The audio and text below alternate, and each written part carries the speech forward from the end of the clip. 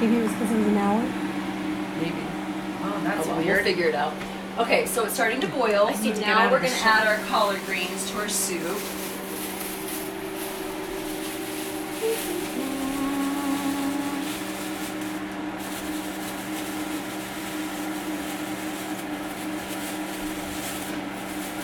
Notice my reused grocery store produce bag. It's actually great. Use a plastic bag in the kitchen. Okay, so we're going to stir this up.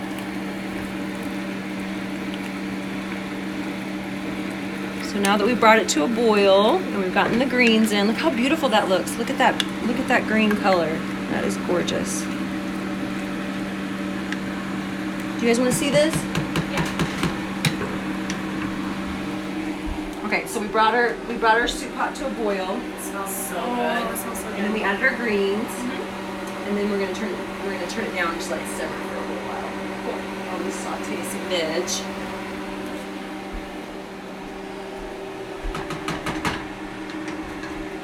Okay. So with our veggies for the squash dish, I've chosen my wok, again ceramic.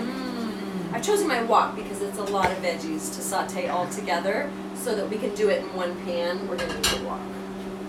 Okay, so let's get our fire going. We want a good medium-high heat going here. And I think just because we have it, we're gonna use the ghee again. It's so delicious and so good for you. Ghee is high in vitamin K2, which is really important for your dental health. Don't you know?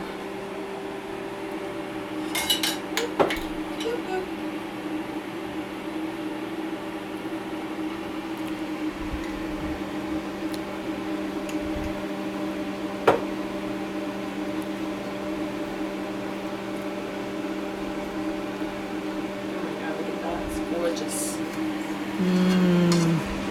I wish you could smell the smells through the video. Ghee is like liquid gold. It's so beautiful. I love it. It's one of my favorite ingredients. And once you start making it, you'll probably never buy it again. Truthfully. Well, I mean, okay, so say you buy It is a expensive. packet of ghee or a pack of butter. How much ghee does it make? Like half? A third?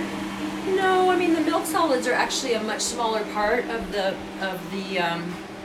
half a cup of butter, the stick of butter, than the fat. The milk solids are going to be a lot less, but yeah, you're going to get less than you put in. But not a lot. Okay. But you can, if you do not have an intolerance to dairy, you can still eat the milk solids. You can saute vegetables in them. Sometimes I put them over my dog's food. I mean, you don't have to discard it, but I mean, I think most people do that are making ghee. Oh my God. Okay, all the veggies in.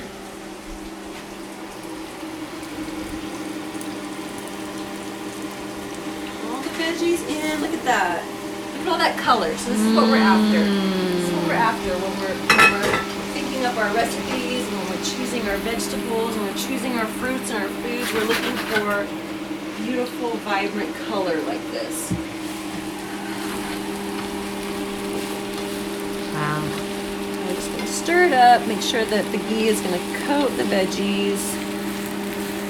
And I'm not really going to season it much, just a little salt and pepper, because a lot of the flavor on this dish with the squash is going to come from our beautiful soup that we're making. And I make quite a few pureed soups like this that double for sauces. So you can either eat them as a soup or you can eat them as a sauce. You can put it on your spaghetti squash, or you can put it over meat, or whatever you need a delicious sauce for. Because creamy wild mushroom, that's a delicious sauce for so many different things. Okay, we're going to attempt this. I know I'm on camera, but Ooh! Milo. hey, which is the best way to stir your veggies in the pan, but we may have too many in there for all that. Turn our heat up a little bit. I never attempted to leave it down on video, so good job. Okay, so we're going to go with a little bit of salt.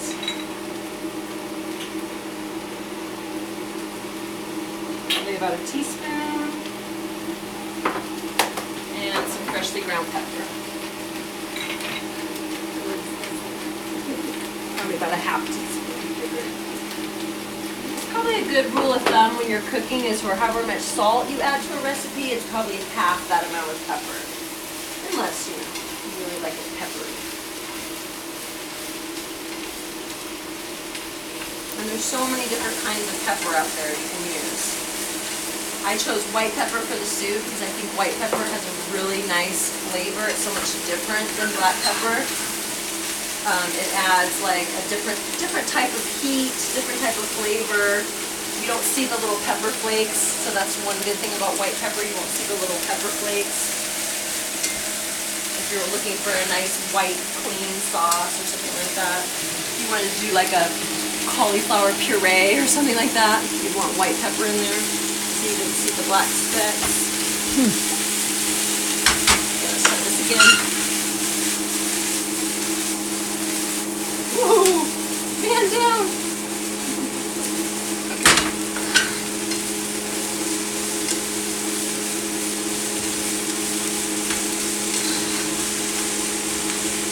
It smells delicious. Let's turn that up just a little bit, our soup. And the greens down a bit. We just want the greens to be on a nice low simmer. Looking to kind of break them down, caramelize the onions a little bit, all the flavors to meld.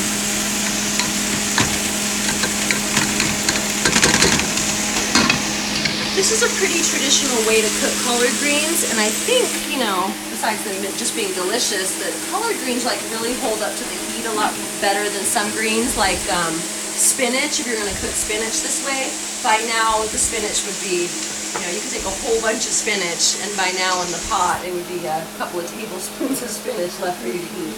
So the collard greens are a little heartier. I love collard greens.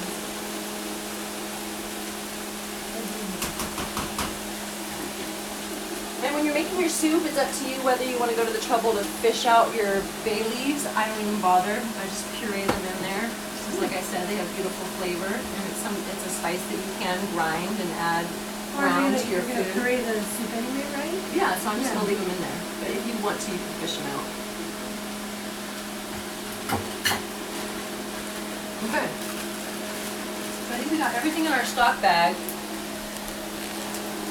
So that goes back in the freezer. For safekeeping. These are going to be some of our last ingredients for the soup.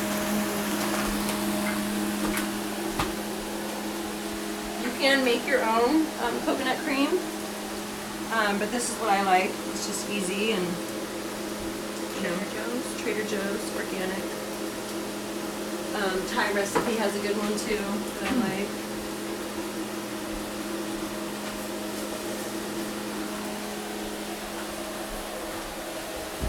And that's another one that's not in our class tonight and not in your recipe packet, but that we'll have to get together and I'll have to show you is the homemade milk, the homemade nut milk or seed milk. Yeah, never buy it again. I wanted to know. Never buy it again. And the coconut cream, it's just equal parts water and coconut meat, and it makes the cream.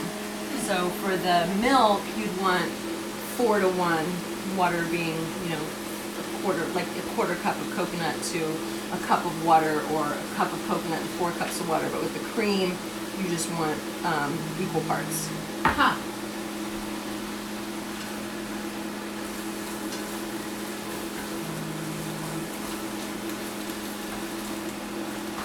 So these veggies are about done. If you want to come take a look at these. You see how they're starting to soften, but we want them to still have some life in them. We still want them to retain some of those nutrients.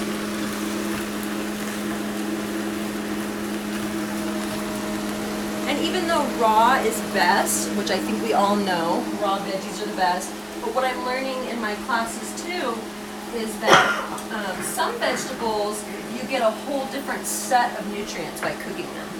So there'll be a certain nutrient in a vegetable raw, and then once you cook it, it's going to change the profile. So you're going to get a completely different set of nutrients. Which is crazy. Right. So true. It's crazy. Bless you. Thank you. Okay. Anybody have any questions at this point? Oh, I'm just still thinking about the mother and the apples everywhere. I agree. All this money wasted. Right? So we're just waiting for everything to cook at this point? Yeah.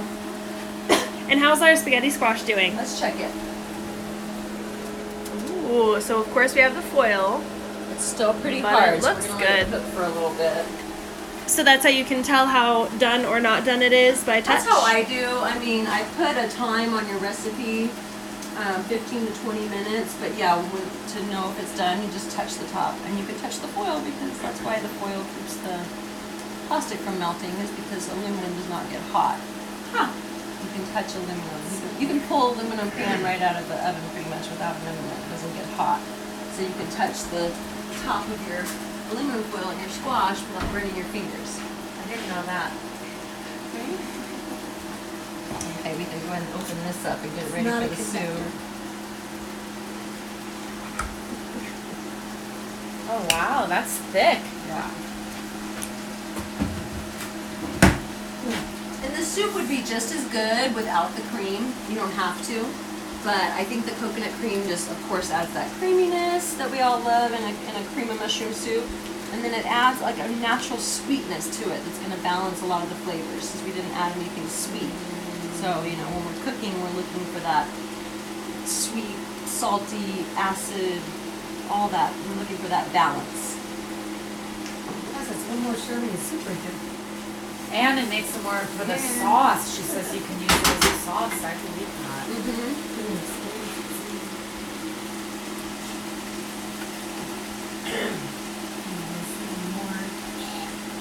Okay, well since we're kind of at a lull here, let's go ahead and puree our soup. Our greens are working.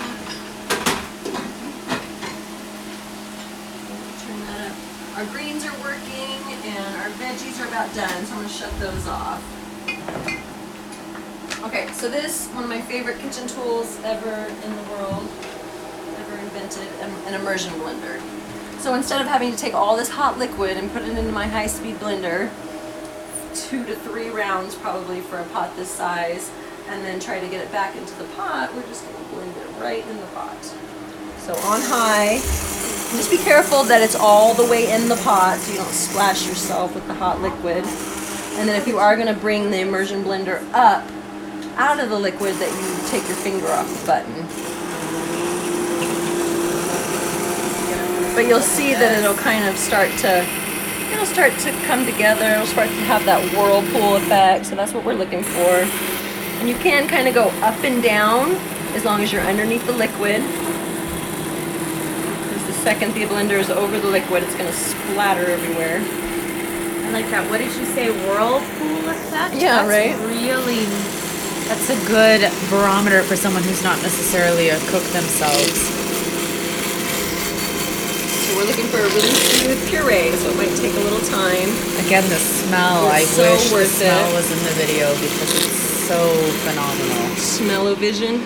I'm sure it's coming. Now, are these easy to get? These, what did you call this? Immersion blender. They are. Yeah, you can get it in any store that sells appliances. That's happening faster than I thought it would. Look at how creamy that's getting. And it really does. It really does get creamy all on its own. So like I said, you don't totally need the cream, but I just feel like it's a really good ingredient that just puts it over the top. And we're still pretty high on the heat level. We're still letting this be Yeah. simmering on the oven as we do it. Yeah. Okay. You don't have to. I mean, you can turn it off, but I kind of the heat's kind of at medium right now anyway. Okay. This looks pretty easy to use. Look at that. But we let it. The most important part is letting the soup simmer long enough that all the vegetables are soft enough to be able to puree them like this.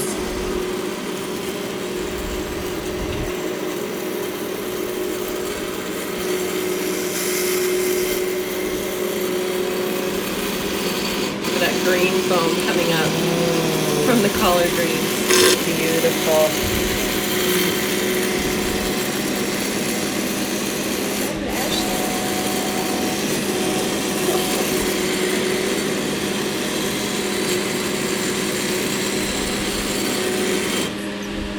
So I don't know if it really matters, but I prefer to puree the soup at this stage and then add the cream and just stir the cream in. I don't really feel like the cream needs to be agitated by the blender like That's this. a nice note. And then we're gonna add the verge yeast very last. Oh, it just smells so delicious.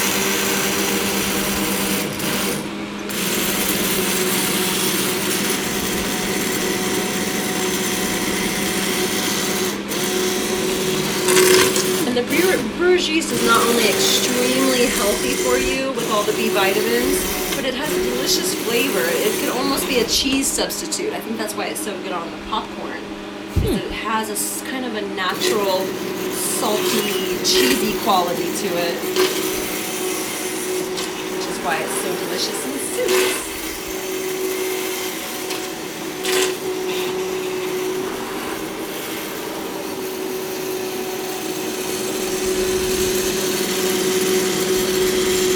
Okay, we're getting close. We're getting close to about what I'm looking for here. And how do you know? Are you looking for lumps? Yeah, I'm just looking to see that the clumps are small. And with this soup having greens in it, that kind of makes it easy because the greens are going to be one of the harder things to puree. So when you're watching the whirlpool effect, as I said, you can kind of see the different chunks kind of go down into the whirlpool. You can see that the greens now are just little specks. So there probably isn't a whole lot left in there.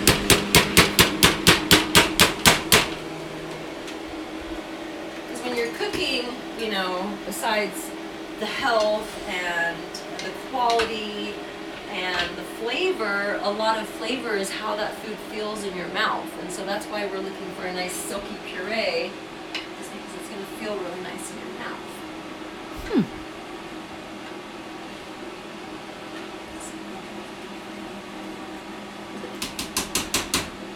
Ladies behind the camera, do you want to come see? Yes. Well, the greens are looking good too. I might want to turn those down even further. Oh, wow. It Isn't is that pretty? very Isn't puree. that pretty? Looks good. And then the flavor, of course, is going to change once we put the cream in. So let's go ahead and do that now. So here's our cream. Mini taste testers available. And usually with these cans, there's like a little bit of fat that's kind of hanging out on the edge, which I like to get because you want all those good bits. Coconut, just like coconut oil, obviously, is another extremely healthy fat. It's mixing in beautifully.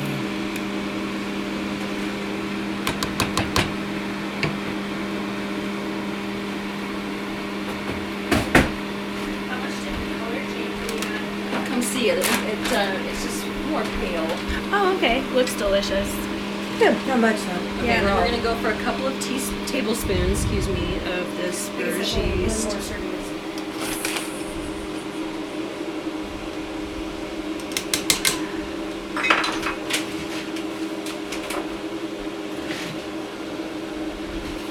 And then I think everybody sort of has a different level of saltiness that they like. So, you know, if you're making this for your family or for guests or whatever, you can either taste it and adjust the salt to your taste, or you can just put salt on the table and let them kind of add to the seasoning if they want to. I tend to like things a little more on the salty side, but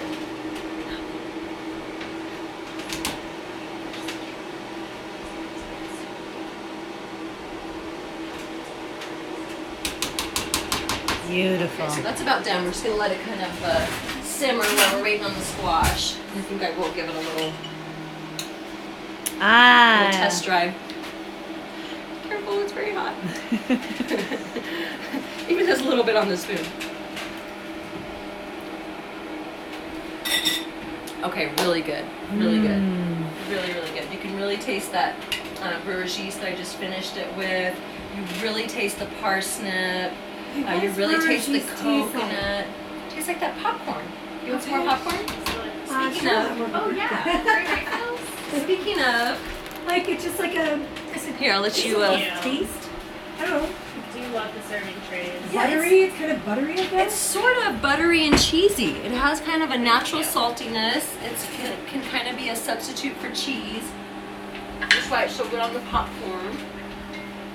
I thought Okay. I had this brewer's yeast. Or probably what? What feel are you going for when you're touching them? The squash, Yes. just so it has some give. Okay. Yeah. So right now it's still a little stiff. So maybe we will pause and come back in a few minutes when we have our squash finished, and then we'll put it all together. Thank you.